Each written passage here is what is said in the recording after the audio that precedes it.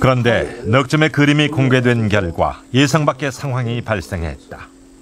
글씨도 좀 이 세 그림은 그림이 거의 일치합니다. 정자는 일치하는 거예요. 이 산소도와 모이는 자리, 안에 사람 또 낙이 타고 오는 모습, 여 밖에서 이제 그 시중 들고 하는 사람들, 이러한 그림이 거의 이제 여 보면은 저희 집에 소장한 것도 여기에서 세 마리 기러기가 날고 여기도 날고 여기도 나는데, 넉 점의 임계 개회도 가운데 약간의 차이는 있으나 세 장의 그림은 거의 비슷했다. 그런데 그중 한 점은 확연히 달라 보였는데 바로 하시락 씨가 진품 명품에도 의뢰했던 진주 하씨 소장본이다. 비슷한 석 점의 그림은 모두 당시의 모임을 세밀하게 묘사하고 있다.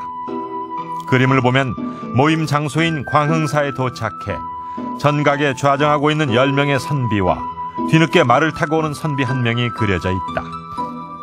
그러나 진주하씨 소장본은 표제, 좌목, 시 등의 내용은 같으나 그림에서 차이를 보였다. 무슨 이유일까? 이 아래쪽 그림은 사실 우리 그 회화사에서 많이 볼 수 없는 좀 특이한 요소들을 다루고 있거든요.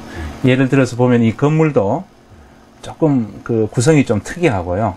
요 나무의 묘사도 그렇고, 요 사람들도 조금 중국복식, 중국적인 이미지를 좀 담고 있습니다.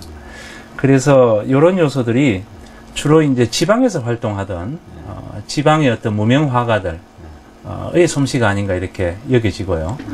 아마 뭐 제 추측으로는 11점 가운데 세월이 지나면서 그림이 손상된 경우도 있고, 뭐 화재나 수재를 당해 가지고 그림이 망실된 경우도 있을 겁니다.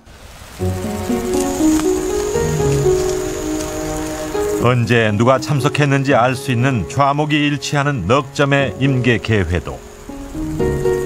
그렇다면 임계 개회도를 바탕으로 당시 안동 선비들의 계모임을 재현해 볼 수 있을까?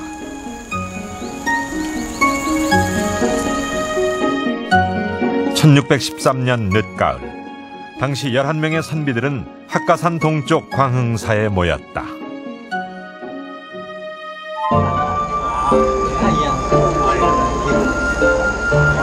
그분들은 장안 백발로 모두가 지상의 신선이었다. 술잔을 서로 주고받으며 좋은 경치를 함께 즐기고 시를 읊으며 서로 화답하였으니 흥은 서로 높아가고 정은 깊어갔다.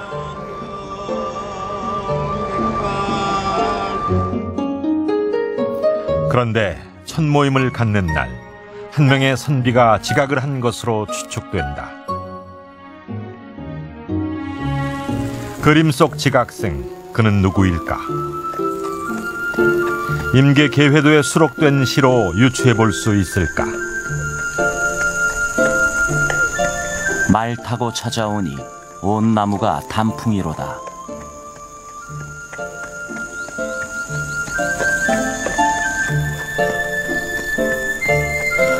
낙귀 타고 모인 곳이 학가산의 동쪽일세. 임계 개회도에 수록된 7편의 시 가운데 말과 나귀를 타고 왔다는 표현을 쓴 이는 김윤사와 하우성 두 사람. 그림 속 지각생은 과연 둘 중 하나일까? 아니면 그 외의 계원일까? 그리고 따로 자리를 마련해 앉은 3명의 선비는 누구일까? 김윤사가 강학을 논하고 후손들에게 학업을 전수한 국담정사. 국담 선생의 후손에게서 그 해답을 들을 수 있었다. 윤자 사자분은 임자생으로서 그때 당시에 61세, 또 그의 동생 동리 윤자 안자 할아버지는 8년 연하의 동생으로서 정회원은 아니고 3명이 그때 문과급제사 분들이 그 부정자 김시주, 또 신홍립, 동리 김윤환 그 세 분은 특별히 초청된 인사로서 참여하신 분들입니다. 예. 임자 계축생이 아니어서 동갑기에 들 수 없었던 3명의 선비들. 이들은 모두 임계계 창립 계원들과 인척관계에 있어 비회원 자격으로 계모임에 참석했음을 알 수 있다. 그 후 별좌에 참석한 선비들의 후손까지도 임계계 모임에 참석하고 있다.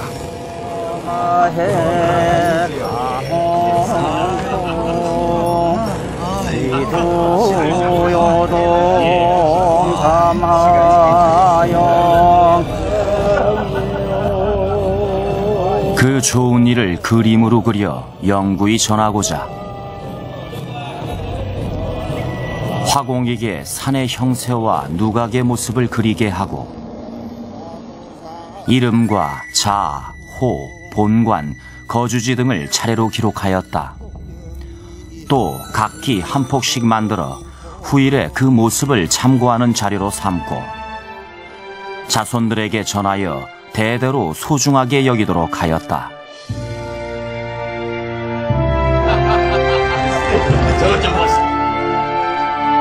지금까지 400여 년간 조상들의 약속을 받들어 온 임계계회 후손들.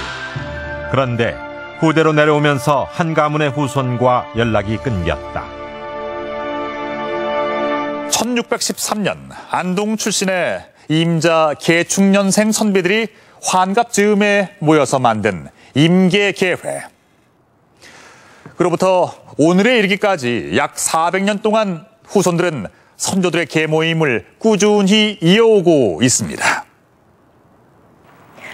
그런데 후대로 내려오면서 그만 한계 문중의 소식이 끊어지고야 말았습니다. 바로 허은길의 후손입니다. 임계계회 회원들은 연락이 끊어진 허 씨의 후손들을 찾기 위해 백방으로 노력을 했지만 아직까지 찾지를 못했다고 하는데요.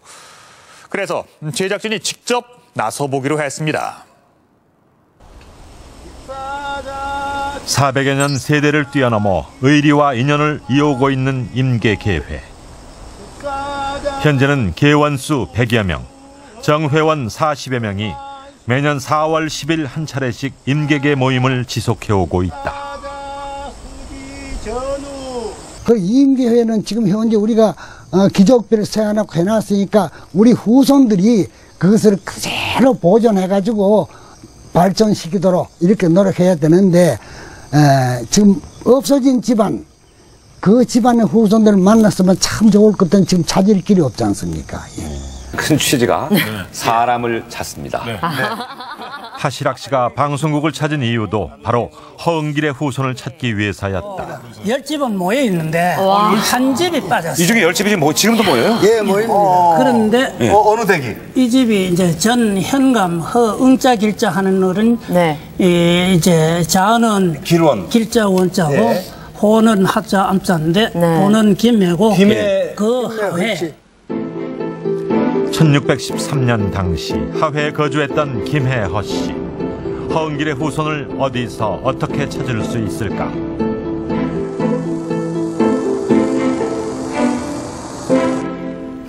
허은길 후손 추적에 나선 제작진에게 계명대 동산도서관에 그와 관련된 문건이 있다는 소식이 접수됐다.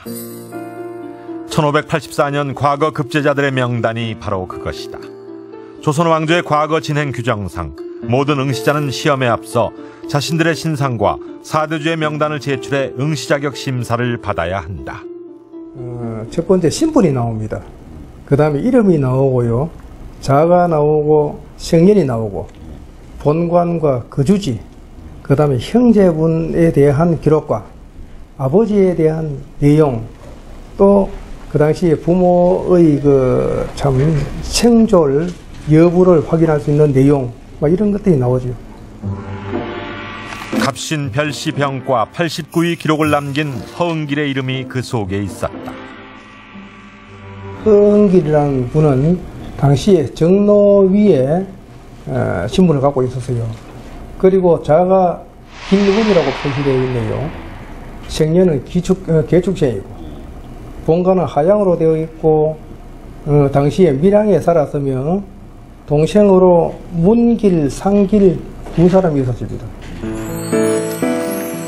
임계케 회도의 좌목과 조선시대 과거 급제자 명단을 비교한 결과